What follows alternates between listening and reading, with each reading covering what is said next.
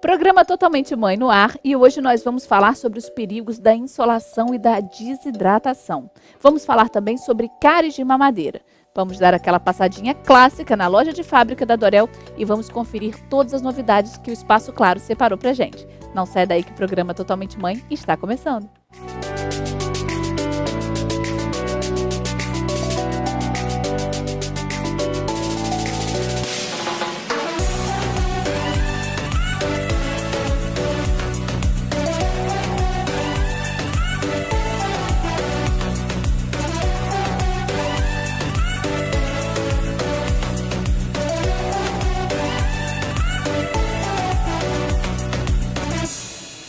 O assunto de hoje é insolação e desidratação. Esse perigo que fica rondando os filhos da gente nessa época do verão e ninguém menos e ninguém mais que ela, a doutora Bárbara Juncar, para explicar para a gente todas essas circunstâncias, todos esses sintomas e o que fazer principalmente para evitar, né, Bárbara? Exatamente.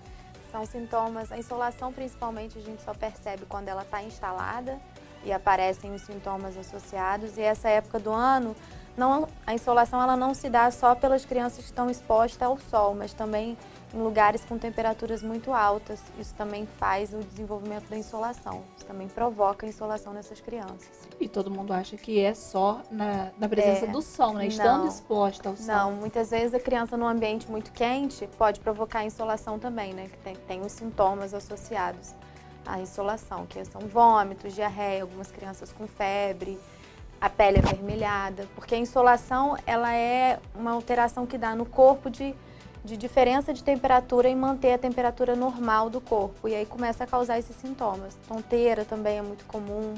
Não, mas quando isso acontece, normalmente as mães ficam, o meu filho tá vermelhinho porque ficou um pouquinho no sol e de repente começa a ter febre e acha que pode ser alguma virosezinha que se instalou, mas de repente foi uma insolação. Isso, e a insolação, por provocar esses sintomas, acaba por estar associada com a desidratação, pelos vômitos, pela diarreia.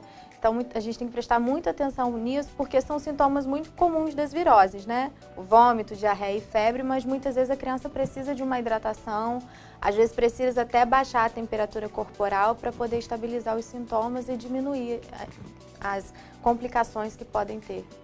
E quais que são os cuidados que os pais têm que ter, principalmente nessa época do ano, né? Porque já está todo mundo indo aí para as praias, piscinas, tem o carnaval pertinho da gente. Isso. Além do filtro solar, né, que a gente já falou, as crianças que estiverem expostas ao sol ou em ambientes mais quentes, às vezes você está numa casa de verão que não tem ar-condicionado ou não tem ventilador, sempre deixar o ambiente o mais arejado possível, beber muita água, suco natural, se refrescar, tomar banho, nada de banho de água quente, sempre tentar uma temperatura agradável para poder manter a temperatura corporal direitinho.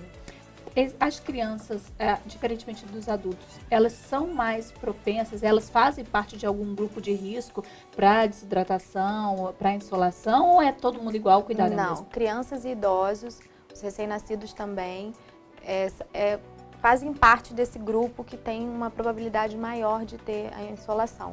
Então, são pessoas que a gente tem que ter muito mais cuidado, lembrar dos idosos também, não só as crianças, porque são pessoas que desidratam muito rápido. E às vezes você perceber um sintoma num bebezinho é mais difícil do que numa criança que já vai te dizer que está com sede, que está com a boca seca, que está se sentindo enjoado. Às vezes os bebês, muitas vezes é só pela irritabilidade, um choro que não melhora por nada, que você tenta acalmar a criança não se acalma, isso pode ser um dos sintomas também. Então, como são pessoas que têm uns sintomas que muitas vezes você não consegue ver diretamente ou não conseguem te falar, são são pessoas que têm um risco maior de desenvolver esse tipo de sintoma. E aquelas crianças, como a gente estava conversando antes da gravação aqui, né? Como o meu filho, que não quer sair da piscina por nada, não quer sair da praia por nada. Por mais que a gente passe o protetor solar, o bloqueador solar com frequência de 2 em 2 horas, ou então assim, entrando no mar, na água, ainda assim existe o risco? Ainda assim, porque muitas vezes a criança fica o dia inteiro brincando, você esquece de dar água, você esquece de dar um suco. Então o principal, além da proteção solar, é a hidratação e se refrescar. Dentro da piscina ele vai estar fresco, dentro do mar também. Mas o principal é ingerir bastante líquido. E quando os sintomas se instalarem, por exemplo, a febre o enjoo, a diarreia, a tonteira, é hidratar e abaixar a temperatura do corpo. Como? Toma um banho de chuveiro, coloca bastante compressa com a água em temperatura ambiente, né, que não esteja quente, para baixar a temperatura do corpo. E se casos de desidratação muito grave, aí tem que levar à emergência imediatamente. É isso que eu ia te perguntar agora. Quais são os riscos da insolação? O que ela causa? Principalmente a desidratação. E são quadros de desidratação grave. Por quê? Muitas vezes a criança apresenta episódios de vômito, você vai dar um remédio para vômito em casa, geralmente que você já tem, a criança que tem um acompanhamento com o pediatra já tem essas medicações em casa, caso precise usar. E quando ele toma a medicação e assim mesmo continua vomitando, ou começa com a diarreia, ou então não aceita mais líquido, uma criança que não aceita líquido nenhum, ou então uma criança que fica o dia inteiro dormindo, que a gente fala que está prostrada, hipoativa, está apática, levar à emergência imediatamente, não tem que esperar. Então, esses são os casos de emergência, porque nós mães, às vezes com um sintoma muito pouco, a gente já sai correndo para emergência, né? Então, e às vezes não é caso de emergência, mas tem gente que nos casos de emergência não vai, né? Mas aí, em que momento que a gente consegue balancear isso? Eu acho que assim, a criança ela é muito, principalmente eu vejo muito no brincar da criança. A criança, gente, é muito fácil de você perceber que uma criança realmente não está bem em relação à atividade dela. Tem crianças que chegam no consultório ou na emergência que só da mãe entrar na sala você já percebe que aquela criança não está bem. Porque geralmente a criança, quando chega num ambiente diferente, ou ela fica muito caladinha do lado da mãe, ou ela quer explorar aquele ambiente. E isso não acontece. As crianças com alguma doença grave ou com algum sintoma grave que precisa ser tratado imediatamente, geralmente elas ficam bem apáticas, elas não brincam, febre muito alta. Então, essas coisas os pais percebem e isso tem que levar à emergência. Às vezes até tá bem, mas ela tá com uma diarreia volumosa demais e que você acha que não está conseguindo hidratar o que ela está perdendo, repor o que ela está perdendo. Isso também é indicação de levar. É bom levar para dar uma avaliação, porque às vezes a desidratação grave ela começa com alguns sinais que você pode não perceber em casa, que é o choro sem lágrima. Às vezes você acha que a criança não está chorando. Tá aquela birrazinha. Isso, a boca muito seca. A criança que bebe muita água, muita água, te pede muita água, e a criança que não aceita água nenhuma.